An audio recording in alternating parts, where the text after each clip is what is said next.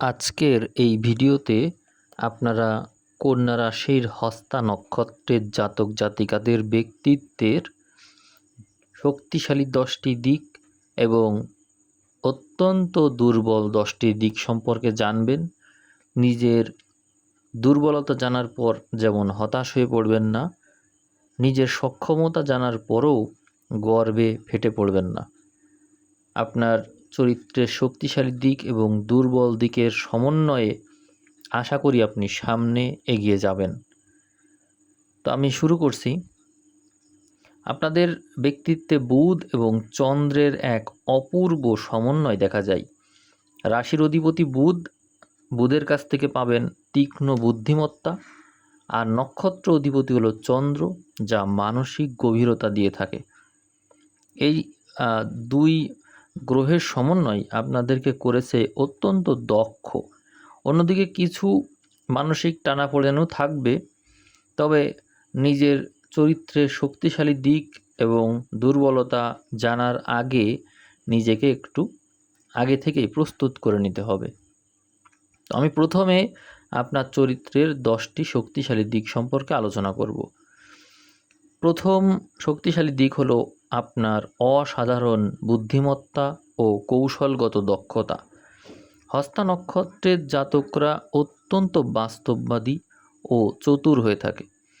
যে কোনো জটিল পরিস্থিতি নিজের বুদ্ধি দিয়ে দ্রুত সমাধান করার ক্ষমতা আপনাদের মধ্যে রয়েছে। আপনাদের দ্বিতীয় শক্তিশালী দিক হলো হাতের কাজে নিপুণতা। হস্তা শব্দের অর্থ হলো হাত। চিত্রাঙ্কন, হস্তশিল্প, টাইপিং, অস্ত্রোপচার বা যে কোনো টেকনিক্যাল কাজে আপনার হাতের স্পর্শে এক জাদুকরী দক্ষতা প্রকাশ পায়। আপনার চরিত্রের 3 নম্বর শক্তিশালী দিক হলো তীব্র বিশ্লেষণ ক্ষমতা। যে কোনো বিষয়ের গভীরে গিয়ে খুঁটিনাটি খতিয়ে দেখার অসাধারণ ক্ষমতা আপনার আছে। কোনো ভুল বা খামতি আপনার চোখ এড়াতে পারে না। আপনার চতুর্থ শক্তিশালী দিক হচ্ছে চমৎকার যোগাযোগ ও বাগ্মিতা। অর্থাৎ বুধের প্রভাবে আপনার কথা বলার শৈলী অত্যন্ত আকর্ষণীয়। আপনি যুক্তি দিয়ে অন্যদেরকে সহজেই প্রভাবিত করতে পারেন, আবার তাদেরকে অতি সহজে কনভিন্সও করতে পারেন। আপনার চরিত্রের পঞ্চম শক্তিশালী দিক হলো আপনি পরিশ্রমী এবং কর্মঠ। আপনি অলস বসে থাকা একদমই পছন্দ করেন না। নিজের লক্ষ্য অর্জনের জন্য নিয়ম মেনে কঠোর পরিশ্রম করতে আপনি সদা প্রস্তুত। ষষ্ঠ শক্তিশালী দিক হলো সহানুভূতিশীল আপনি এবং সেবাধর্মী মনোভাব রয়েছে আপনার মধ্যে। নক্ষত্র অধিপতি চন্দ্রের প্রভাবে আপনার মনে দয়া মায়া এগুলো একটু বেশিই আছে। অসুস্থতা বা বিপদে আপনি যদি পড়েন বা অন্য কেউ পড়ে, সেক্ষেত্রে মানুষের সেবা যেমন আপনি পান, বিপদগ্রস্ত মানুষকেও আপনি সেবা করে থাকেন। আপনার সপ্তম শক্তিশালী দিক হলো রসিকতাবোধ। গম্ভীর আলোচনার মধ্যেও আপনি চমৎকার রসিকতা বা কৌতুক করে পরিবেশকে হালকা ও আনন্দময় করে তুলতে পারেন। আপনার চরিত্রের অষ্টম শক্তিশালী দিক হচ্ছে অভিযোজন ক্ষমতা। যে কোনো নতুন পরিবেশ, পরিস্থিতি বা মানুষের সাথে আপনি নিজেকে অতি দ্রুত মানিয়ে নিতে পারেন। নবম শক্তিশালী দিক হচ্ছে আর্থিক সচেতনতা। অর্থ কীভাবে সঞ্চয় করতে হয় এবং কোথায় বুদ্ধিমানের মতো বিনিয়োগ করতে হয় তা আপনি খুব ভালো করেই জানেন। আপনার চরিত্রের দশম এবং শক্তিশালী দিক হচ্ছে সর্বশেষ দিক, সেটি হলো আপনি শান্ত এবং সংযত স্বভাবের।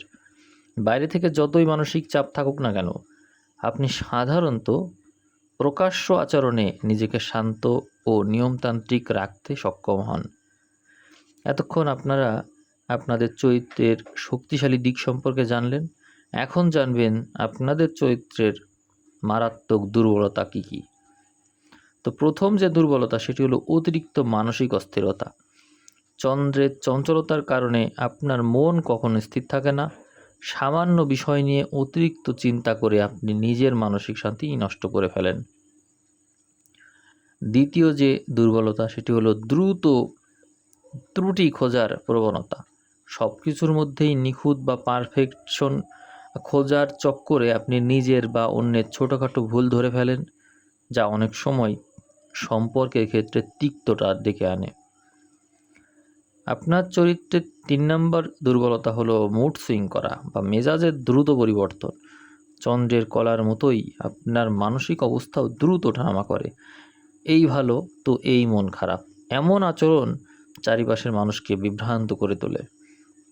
আপনার চতুর্থ যে দুর্বলতা সেটি হলো ধূর্ততা ও স্বার্থপরতা। নিজের কাজ হাসিল করার জন্য বা লক্ষ্য অর্জনের জন্য আপনি কখনো কখনো অতিরিক্ত চাটুকারিতা বা কূটকৌশলের আশ্রয় নিয়ে থাকেন। আপনার 5 নম্বর দুর্বলতা হচ্ছে ধৈর্যের অভাব। আপনি খুব দ্রুত ফলাফল দেখতে চান। যে কোনো কাজে সামান্য দেরি হলেই আপনি অধৈর্য হয়ে পড়েন এবং খিটখিটে আচরণ করতে থাকেন। ষষ্ঠ দুর্বলতা হলো হতাশাগ্রস্ত হয়ে যাওয়া। মনের মতো ফলাফল না পেলে বা কেউ সমালোচনা করলে আপনি খুব দ্রুত হতাশায় নিমজ্জিত হয়ে পড়েন এবং নিজেকে গুটিয়ে নেন। সপ্তম দুর্বলতা হলো ঈর্ষা এবং প্রতিযোগিতা পরায়ণতা। অন্যের সাফল্য দেখে অনেক সময় আপনার মনে এক ধরনের সূক্ষ্ম ঈর্ষা বা তীব্র প্রতিযোগিতার মনোভাব লক্ষ্য করা যায়, যা আপনাকে মানসিকভাবে চাপে ফেলে দেয়। অষ্টম দুর্বলতা হলো ক্ষমা না করতে পারা। কেউ আপনার ক্ষতি করলে বা মনে কষ্ট দিলে আপনি তা সহজেই ভুলতে পারেন না। মনের ভিতরে প্রতিশোধের আগুন বা ক্ষোভ পুষে রেখে দেন দীর্ঘদিন। নবম দুর্বলতা সেটি হলো শারীরিক ও মানসিক ক্লান্তি। অতিরিক্ত কাজের চাপ এবং মানসিক দুশ্চিন্তার কারণে আপনি প্রায়ই পেটের সমস্যা, হজমের গোলমাল বা স্নায়বিক দুর্বলতায় ভুগে থাকেন। আর এটির কারণ হচ্ছে আপনি কাউকে কারোর কাছ থেকে কোনো কিছু এক্সপেক্ট করেছেন, সেটি আপনি পাননি। এই কারণে ওই ব্যক্তিকেই আপনি দীর্ঘদিন মনে রেখে দিয়েছেন। সেই ঘটনার যে বার্তা আলাপ, তার সাথে যে কথোপকথন আপনার চিন্তা জগতে চলতেই থাকে। আর সেই কারণে আপনি ব্রেন রেস্ট পান না। আর এই কারণেই আপনি মানসিকভাবে ক্লান্ত থাকেন। সেই কারণেই পেটের সমস্যা, হজমের গোলমাল বা স্নায়বিক দুর্বলতা তৈরি হয়ে যায়। সর্বশেষ যে দুর্বলতা সেটি হলো অন্যের উপর আধিপত্য বিস্তারের চেষ্টা করা। পরিস্থিতি এবং চারপাশের মানুষকে নিজের নিয়ন্ত্রণে রাখার একটা সুপ্ত ইচ্ছা আপনার মধ্যে কাজ করে, যা অন্যেরা পছন্দ নাও করতে পারে। তাহলে এখন জীবনকে কি করে সফল করবেন এবং ভারসাম্যপূর্ণ অবস্থায় নিয়ে আসবেন, আসুন কিছু পরামর্শ নিয়ে চিন্তাভাবনা করি। প্রথম পরামর্শ থাকবে ধ্যান ও প্রাণায়াম। চন্দ্র অত্যন্ত অস্থিরতা তৈরি করে, এই কারণে 15 থেকে 20 মিনিট ধ্যান বা অনুলোম বিলোম প্রাণায়াম যদি করতে পারেন, এটি মনের অতিরিক্ত চিন্তা বা ওভার থিঙ্কিংকে সহজেই নিয়ন্ত্রণে আনতে পারবে। যে কোনো কিছুকে গ্রহণ করে নেওয়ার মানসিকতা রাখতে পারেন। মনে রাখবেন, পৃথিবীতে কোনো মানুষ বা কোনো পরিস্থিতি শতভাগ কখনোই নিখুঁত নয়। তাই খুঁতখুঁতে স্বভাব বা সমালোচনা করার প্রবণতা কমিয়ে মানুষকে তার খামতি সহই, তার ত্রুটি সহই গ্রহণ করতে শেখা ভালো। এরপরে যে পরামর্শ থাকবে সেটি হলো যোগাযোগে সমতা এবং সততা উভয়ই বজায় রাখা। নিজের বুদ্ধিকে অন্যের ক্ষতি বা স্বার্থসিদ্ধির জন্য ব্যবহার না করে ইতিবাচক ও গঠনমূলক কাজে লাগাতে পারেন। কূটকৌশল সাময়িক লাভ দিলেও দীর্ঘমেয়াদে বিশ্বাসযোগ্যতা নষ্ট করে দেয়। অবশ্যই কথাটি মনে রাখবেন। এরপরের যে পরামর্শ থাকবে সেটি হলো ক্ষমা করার অভ্যাস। অতীতের তিক্ত অভিজ্ঞতা বা কারো প্রতি ক্ষোভ মনের ভিতর জমিয়ে না রেখে নিজের ক্ষতি করে কী লাভ? ক্ষমা করে দেওয়াই ভালো, এতে মন হালকা হয়ে যায়। এরপরে পরামর্শ হলো স্বাস্থ্যের যত্ন নেবেন, ডায়েট করবেন। আপনাদের পেটের সমস্যা একটু বেশিই হয়। নিয়মতান্ত্রিক জীবনযাপন করলে, সময় মতো খাবার গ্রহণ করলে এবং অতিরিক্ত তৈলাক্ত মশলাযুক্ত খাবার এড়িয়ে চললে ভালো থাকা সম্ভব। অবশ্যই প্রচুর জল পান করা আবশ্যক আপনাদের জন্য।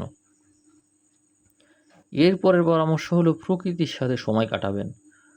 যখনই খুব বেশি মানসিক প্রেসারে থাকবেন, আপনারা প্রকৃতির সাথে সময় কাটাবেন, সবুজ ঘাসের উপর হাঁটবেন। বুধের উপাদান সবুজ রং, এটি আপনাকে দ্রুত শান্ত করবে। এরপর শুভ রং এবং বার এগুলো মেনে চলতে পারেন। সবুজ, হালকা হলুদ, সাদা এগুলো আপনার জন্য শুভ রং। ভিডিও কেমন লাগলো অবশ্যই জানাবেন। ধন্যবাদ।